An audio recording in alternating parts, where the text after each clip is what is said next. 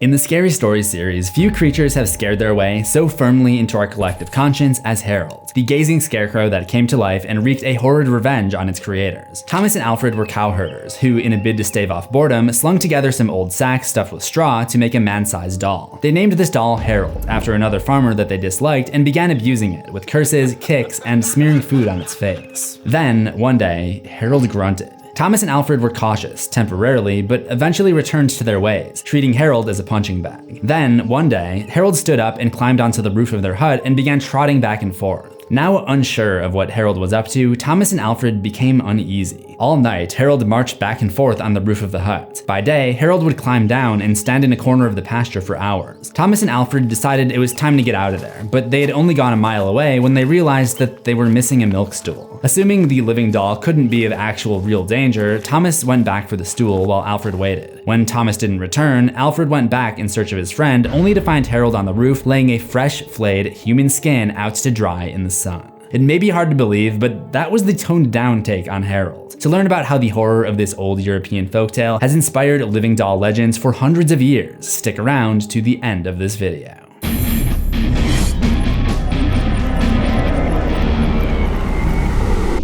Welcome to Horror History. You may know Harold from the story Harold, included in the book Scary Stories 3: More Tales to Chill Your Bones, the third collection in the popular Scary Stories series written by author Alvin Schwartz. In today's lesson, we'll be exploring Harold's old European roots and how they relate to his legendary counterparts like the Toggel, Golem, and even Frankenstein's monster. Harold is one of the more recognizable characters from the Scary Stories series. Though only referred to as a doll in text, cowherders Thomas and Alfred do place Harold outside to scare away birds, and the illustration from Stephen Gammell is more reminiscent of the traditional Scarecrow. In Gammell's signature-style ink-stained illustration, Harold stands in a field tied to a pole, with his legs spread in a wide stance, holding up a sagging body dressed in old clothes. Thus, Harold is often referred to and depicted in modern retellings as a scarecrow, but as we'll cover more in depth later in the video, in old European folklore, a living man-sized murder doll is a murder doll, whether it's stuffed with hay, made of clay, or a robot that returns for Judgment Day.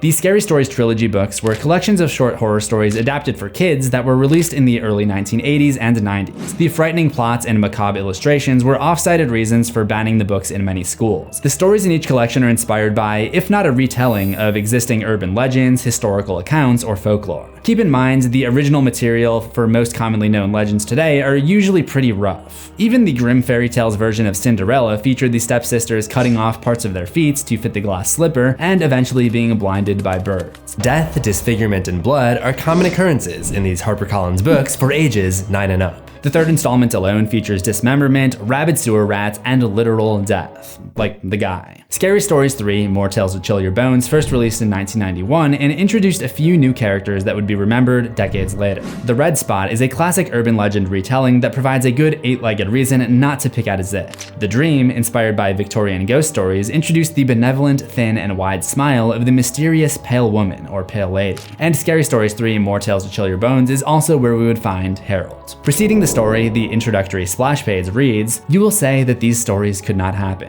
yet some say they did happen." If something like Harold did happen, we're gonna have to look deep into the scant details of the story to figure out his origin. And considering a lot of the variants of this story also end with someone being skinned, or at the very least dead, we better start right now. Enough talking, roll the thing.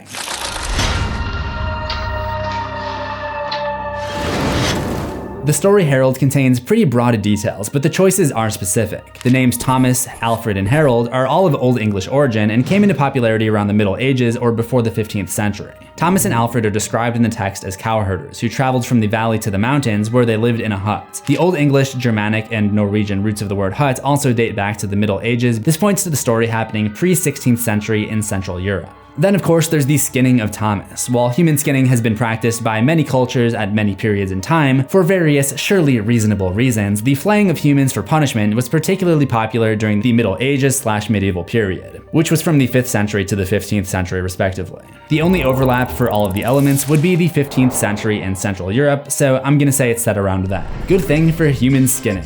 Closer. But this doesn't answer the really pressing question of what is Harold? In the story, there's no voodoo incantation, demonic possession, or ventriloquist curse before the quote-unquote doll comes to life. Harold isn't possessed by a spirit, and as far as we can tell, isn't stuffed with living insects. Harold is seemingly willed to existence by Thomas and Alfred, despite neither of them displaying any sort of supernatural ability. But this is folklore. Most mass-printed books and films follow more of a fairy tale structure, in which some form of explanation is usually given for strange occurrences in the story, along with a more positive ending. Folklore, while also being entertainment, was and is more of a means of passing down customs and traditions. A local legend, even when unpolished and formless, is a report of a weird or frightful event, like Mothman in West Virginia or the Jersey Devil of, well, Jersey. The stories don't always have a linear narrative direction, though they'll often follow similar patterns to a common lesson. In this case, the lesson seems more clear than the actual reason that Harold comes to life. The Scarecrow is named after a farmer that the two characters don't like, and they use it as an indirect way to disrespect him. It's pretty clear that the lesson is to treat others with respect, even when they're not around, and from there, I would infer that Harold's incarnation represents the anger of this farmer that Thomas and Alfred have most likely mistreated. But remember, the Scary Stories passage is only one interpretation of this legend. Author Alvin was an avid researcher whose goal with the series was to inspire the reader to search out folklore on their own, which I am now doing for you, so mission accomplished. An extensive notes and sources section is included at the back of every Scary Stories collection, sourcing everything from college-reviewed essays to Life magazines. According to the resources included in Scary Stories 3, More Tales to Chill Your Bones, Harold is the retelling of a Swiss-Austrian legend, the Tunsch baptized by the cowherds of Göschenen. In a mountain pasture behind Göschenen, a village in northern Switzerland, several servants leading a dissolute life put some odds and ends together into a Tunsch, also called a Toggel or a Tungal, Diditolag, Diditunsk, Zung.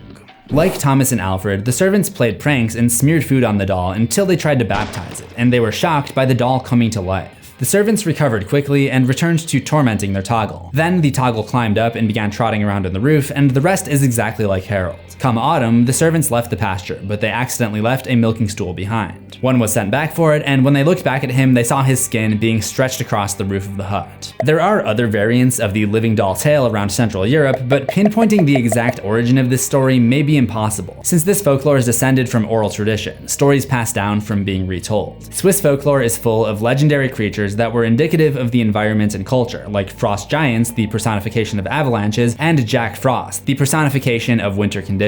A figure of Alpine folklore who's received a resurgence in popularity is the Christmas demon, Krampus. In Harold, Thomas and Alfred create a figure for their own entertainment. When Harold shows signs of life, they only stop briefly before continuing to abuse him. By the time they take him seriously, it's already too late. Had the two not followed their hubris into believing they had nothing to fear from Harold, Thomas might not be a lampshade living in a scarecrow's hut. There's a phrase associated with this story trope, death by one's own horse, where man is the greatest danger to himself. In the isolated communities of the pre-Christianity European Alps, it was a good reminder to be vigilant, that hubris could be the first step towards accidental death. Similar legends appear in old European folklore, usually repeating the central theme of the creator being killed by his own creation. The Golem of Prague is a well-known example from the 16th century. It is said that Judah Loew ben Bezalel, the late rabbi, made the golem from clay and brought it to life to defend the Prague ghettos from anti-Semitic attacks. The legend ends familiarly, with the golem going on a murderous rampage. Another example is Mary Shelley's Frankenstein, where a Swiss doctor brings to life a man pieced together from the body parts of the dead, only to lose control of the creature to, of course, a murderous rampage. James Cameron's Terminator 2 Judgment Day can also be considered, as it shows an android created by the evil corporation Skynet reprogrammed to fight back against them. More recently, The Legend of Zelda Breath of the Wild puts the player against huge mechanical beasts and autonomous guardians, which were initially created to protect their civilization, but were hijacked by the evil calamity Ganon.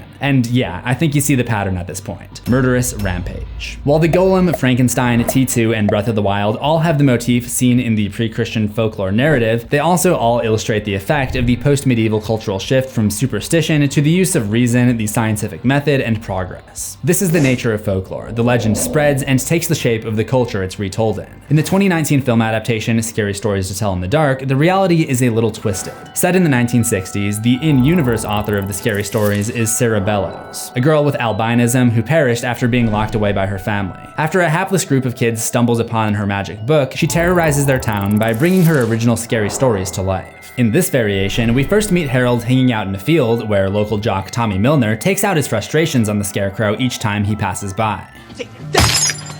The Fields and Harold belong to Tommy's family, and Tommy is just begging for an ironic punishment. As I mentioned earlier, in popular media, there's usually a reason for supernatural occurrences beginning. In the film, Harold comes alive as the ghost of Sarah Bellows writes each scary story into the book. After the Harold story appears on the page, Harold gains sentience, and Lieutenant Peaked in high school sucker punches him on his way through the fields. Eat shit, Harold. The actual story shown on screen seems similar to the Alvin Schwartz version, with the name Thomas replaced with Tommy and a couple of details from Tommy Milner's story thrown in, such as the fact that he was going to deliver eggs, which Mrs. Milner had just asked him to do. You were supposed to deliver eggs to the Wolvertons! When Tommy passes by Harold's spot again, he finds nothing but an empty post, and he hears something stalking him before this happens.